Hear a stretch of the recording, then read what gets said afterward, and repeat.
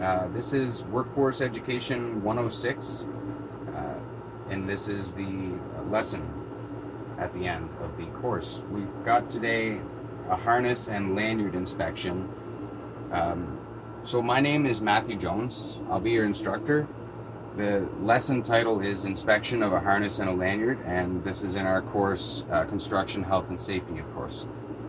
Our objectives today is to teach you students how to inspect a harness and a lanyard thoroughly and efficiently, and based on the inspection and the conditions that you see, determine if it's safe to use or not.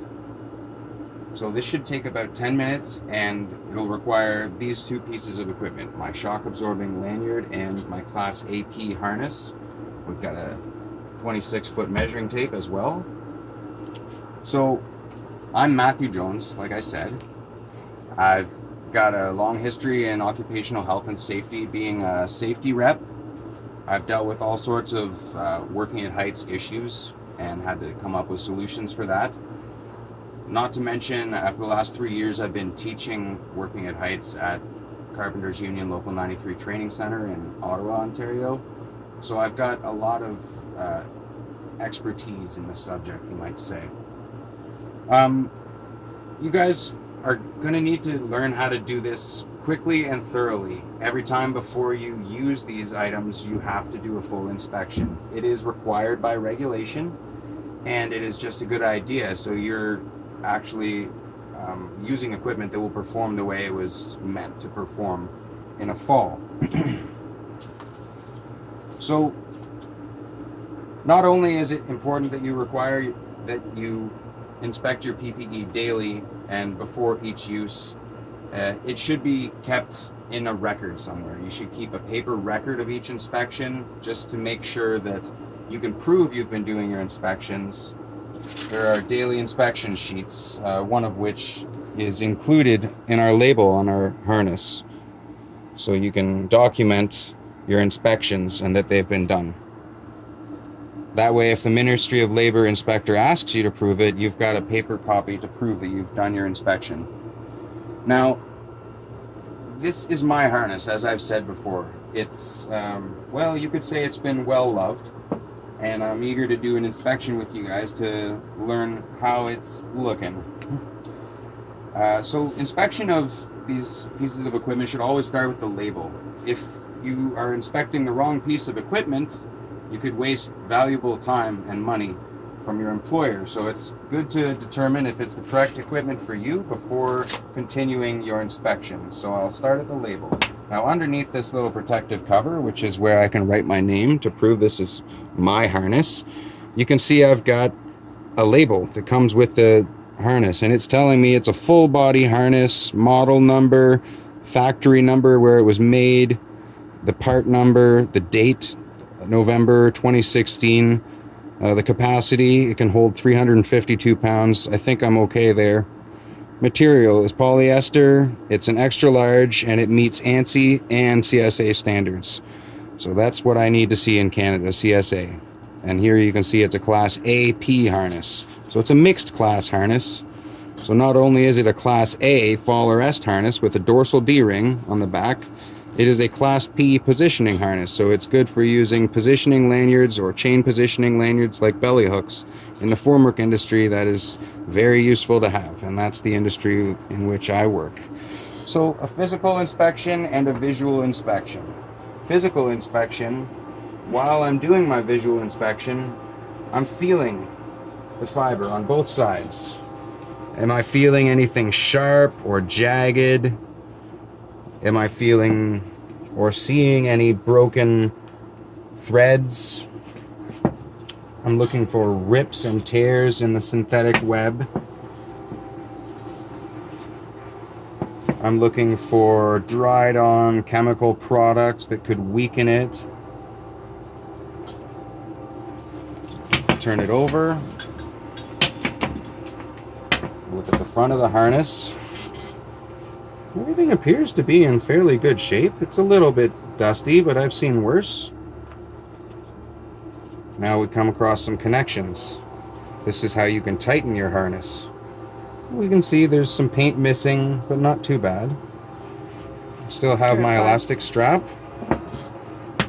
Here's my quick connect for my chest strap. Easy in, easy out. There's no distortion. They still appear flat.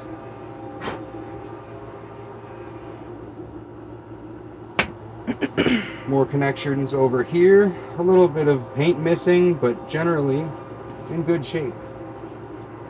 Here are my positioning D-rings. They come with a bend to them, and they are both still flat. Free of distortion. A little bit of rust, no corrosion.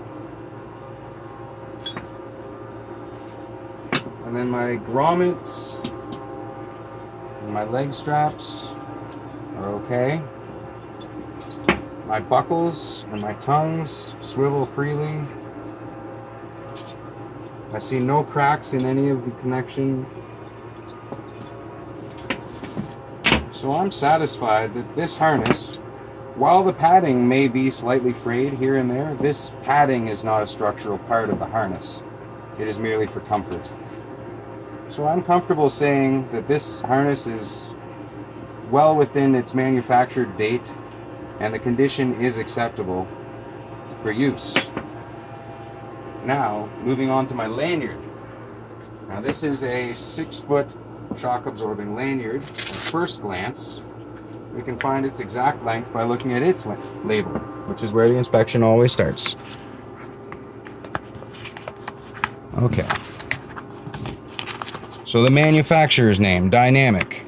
CSA standard meets the ANSI standard as well.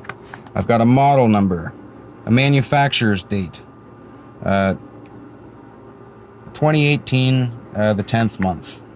So that's September. I think that's September. It could be October. Okay. Either way. This is a class E4 lanyard. Okay, so that's good for under 250 pounds, and that's me. So it's good. The initial length was 6'3". I've got a serial number, a weight range, 45 to 115 kilograms or 100 to 254 pounds. So I'm within that range. It works for me. And we've got its deployed length. So while it might start at 6'3", after deployment, it becomes another 3.9 feet longer. Okay, good. So this is the right lanyard to inspect for me. I'll continue my inspection, starting with the captive eye connector. I can see some writing here. 5,000 pounds is what it requires for an anchor, as per the ANSI standard. Warning, when in use, the keeper lock must close and lock. This is the keeper lock. This should never open, this gate should never open without first depressing the keeper lock. And it should never stay open either.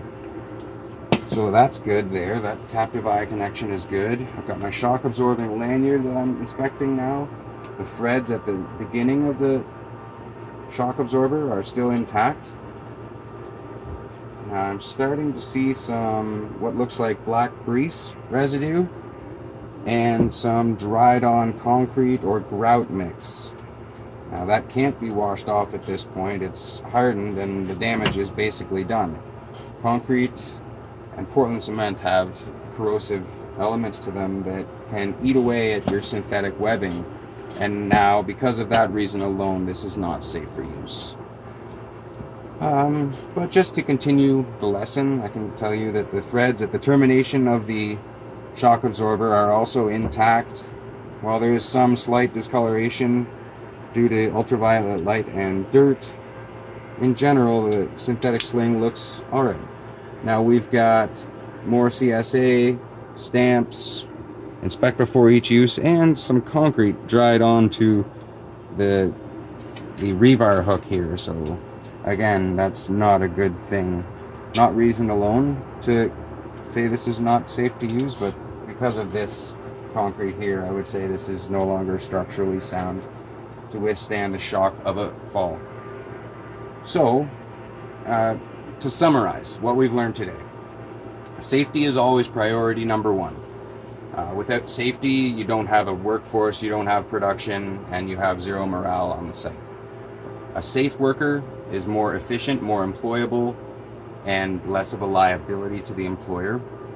And damaged PPE, while you might feel safe wearing it, it's a false sense of safety and security, and that could be a very dangerous thing. It could cause you to take risks you wouldn't normally take, and we can't have that.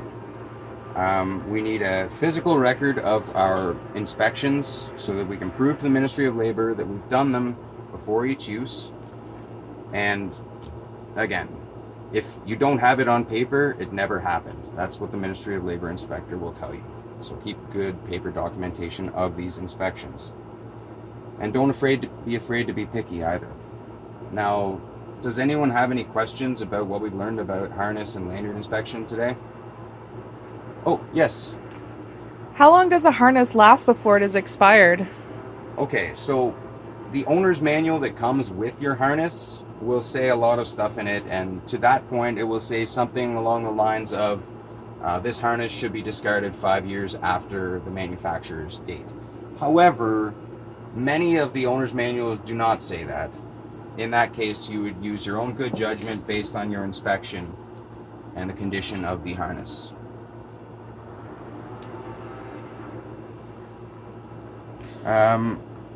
Any other questions? Any other questions? Yeah. How much can the length of a lanyard stretch before it's unsafe for use? I'm glad you asked me about that. Well, firstly, you need to consult the owner's manual or the technical data sheet from the manufacturer. If the lanyard is stretched beyond the recommended tolerance, you need to tag it out, destroy it, and discard it. For example, the length of the harness, or the length of the lanyard rather, is given. 6'3" is what we found on the label. So I'll do a quick measurement from end to end and see where we stand with that. Now I've got 6'2.5", and I'm not surprised because it's not stretched out very hard, but it's safe to say it has not stretched beyond 75 inches. Therefore, I would consider this lanyard has not been partially deployed, it has not been used in a fall. Now, where does the equipment inspection always start? At the label? Correct. If you don't start at the label, you could waste time inspecting something that does not fit your needs. What are some indications that a harness or lanyard have been partially deployed? The fault indicator label or flag will be showing and the thread will be broken. The lanyard shock and absorber will be elongated and flattened. That is correct. So if this were to have been deployed and elongated, you would see if a partial deployment had been in place, it would have been flat only for